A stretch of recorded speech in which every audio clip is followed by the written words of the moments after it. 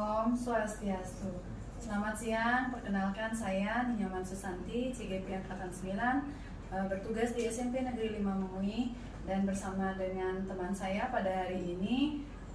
Mohon perkenalkan diri. Saya Niputulita Santari, guru mata pelajaran matematika di SMP Negeri 5 Memui. Baik, pada kali ini kami juga didampingi oleh PI kami dengan Bapak Pate selaku pendamping PI pada kegiatan hari ini, yaitu pasca observasi. Pada kesempatan ini, Bapak mohon izin saya akan memulai. Bisa. Selamat pagi Bu Nita. Selamat pagi Bu Susan. Terima kasih atas kesempatannya bisa hadir mengikuti kegiatan yang saya lakukan pada kali ini. Nah, untuk yang pertama, saya ingin bertanya dulu kepada Bu Nita, bagaimana kesan dan perasaan dari Bu Nita ketika Bu Nita melakukan pembelajaran yang Bu Nita lakukan minggu lalu bersama dengan saya waktu itu di kelas. Baik, terima kasih Bu Susan. Jadi untuk perasaan saya itu sangat luar biasa karena saya bisa melakukan hal yang baru, ya. Jadi saya sangat senang bisa melakukan hal baru dan anak-anak menjadi lebih antusias dalam mengikuti kegiatan pembelajaran. Luar biasa, agak tinggi. Ya, nah dari apa yang amati waktu itu Bu Nita, nah untuk konten pembelajaran sudah bervariasi, saya lihat sudah memenuhi gaya belajar siswa. Kemudian dari model pembelajarannya juga sudah menggunakan problem learning sesuai dengan Sinta yang sudah Bu Nita saya lihat. Kemudian ya artinya sudah terlaksana dengan baik lah. Kemudian pendekatan saintifik yang Bu Nita juga lakukan itu juga sudah bisa terlaksana dengan baik waktu itu saya lihat.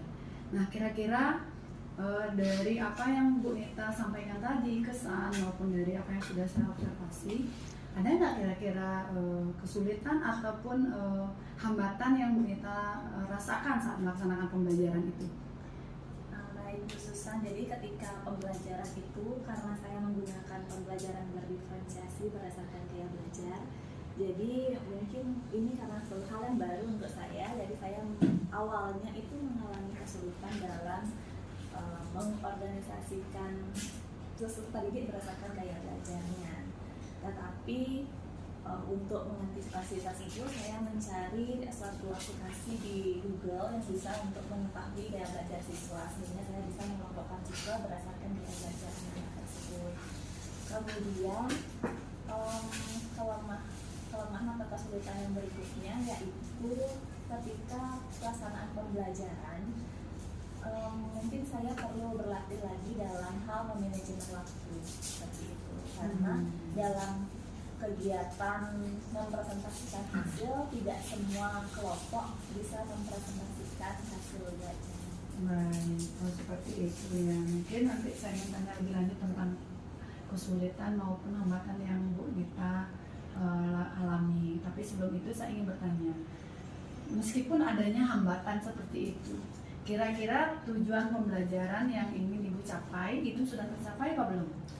Jadi dari kegiatan pembelajaran yang sudah saya laksanakan itu sejauh yang saya rasa itu sudah tercapai Ibu, karena anak-anak bisa menentukan, kan itu tujuan pembelajaran saya itu yang pertama ya menentukan luas permukaan tabung seperti itu. Jadi anak-anak bisa mengeksplor dirinya sehingga mereka bisa menemukan luas permukaan tabung tersebut, dan anak-anak bisa menyelesaikan permasalahan yang saya berikan melalui LKPD.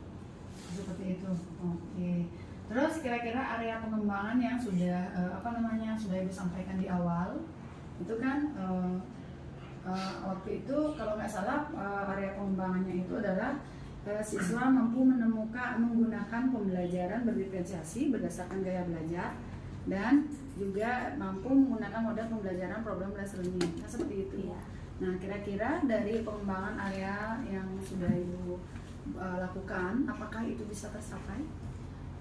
Kalau misalkan untuk area pengembangannya, saya rasa juga sudah tercapai ya, karena anak-anak sangat antusias ketika saya sudah mengelompokkan mereka berdasarkan gaya belajarnya. Jadi mereka bisa mengeksplor, misalkan seperti yang gaya belajar visual, mereka bisa belajar melalui tayangan atau video yang saya berikan. Kemudian kalau misalkan yang dari auditori, mereka bisa mendengar audio yang saya berikan, dan untuk yang kebalik yang auditori mendengarkan, yang kinestetik mereka melalui alat peraga yang sudah disediakan dan benda nyata yang berupa tabung seperti itu. Jadi dari sana mereka mengukur dan akhirnya mereka bisa menemukan rumus luas permukaan tabung seperti itu. Oh, seperti ini.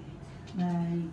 Nah, kembali sekarang ke hambatan dan kesulitan yang Ibu Nita sampaikan tadi. Ada kesulitan dalam memanajemen waktu. Yang pertama yang saya ingat tadi ya disampaikan, kemudian mengorganisir siswa, kalau nggak salah seperti itu ya. Nah, kira-kira kalau memang itu menjadi hambatan yang Bu Nita artinya temukan, bagaimana kira-kira bisa meminimal artinya hambatan tersebut? Kira-kira apa yang bisa Bu Nita lakukan untuk meminimal hambatan tersebut?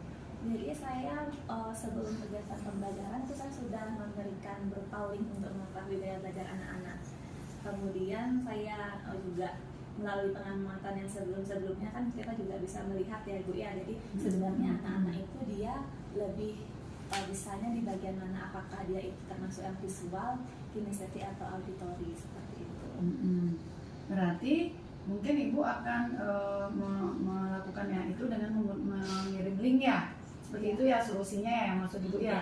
Nah, kalau untuk memanajemen waktunya gimana? Kan Ibu bilang tadi bahwa ada kesulitan nih dalam waktu lah, karena keterbatasan waktu. Kira-kira solusinya gimana ke depannya kalau agar hambatan itu bisa Ibu meminimal lah hambatan tersebut? Jadi kalau misalkan waktu ini kan dari kegiatan pembelajaran itu kan saya kelompokkan misalkan gaya belajar, jadi yang tampil itu cuma ada beberapa saja, perwakilan saja, jadi yang bisa dilihat oleh teman-teman. Mungkin kedepannya saya akan lebih memperhatikan waktu lagi ketika mungkin kegiatan pendahuluan, mungkin saya akan ringkas lagi sehingga kegiatan intinya mereka bisa lebih banyak memiliki waktu seperti itu, kegiatan diskusi. Berarti kalau sudah seperti itu sehingga semua kelompok itu bisa maju, bisa mempresentasikan hasil karyanya mereka. Oh iya, luar biasa, bagus sekali Ibu solusinya ya, berarti seperti itu. Terus kira-kira area pengembangan untuk dirinya Ibu mungkin dari apa yang sudah Ibu sampaikan tadi. Iya. Nah, kira-kira area pengembangan apa yang ingin Ibu lakukan ke depannya ini? Jadi kalau misalkan dari kegiatan pembelajaran ini yang menggunakan pembelajaran berdiferensiasi ini kan sangat bagus ya Ibu ya.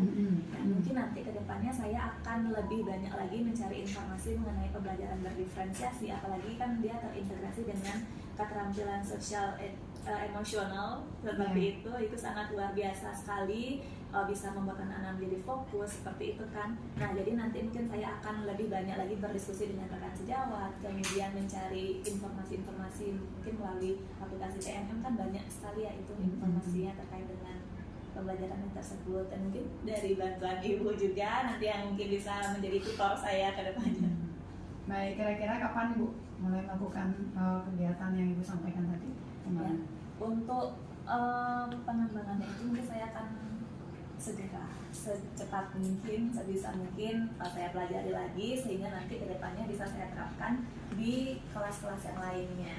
Kalau memang segera, saya mau tahu nih, kira-kira nih tanggal berapa kira-kira kalau segera dimulai?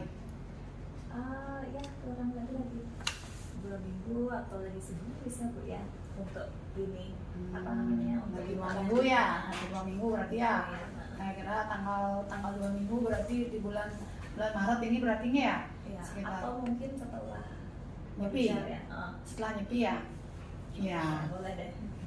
Berarti setelah nyepi ini sudah mulai melakukan tindak lanjut, sudah mulai melakukan pengembangan diri sehingga proses pembelajaran itu bisa dilaksanakan lebih efektif lagi. Baik, terima kasih Ibu untuk apa yang sudah Ibu sampaikan tadi, sudah luar biasa.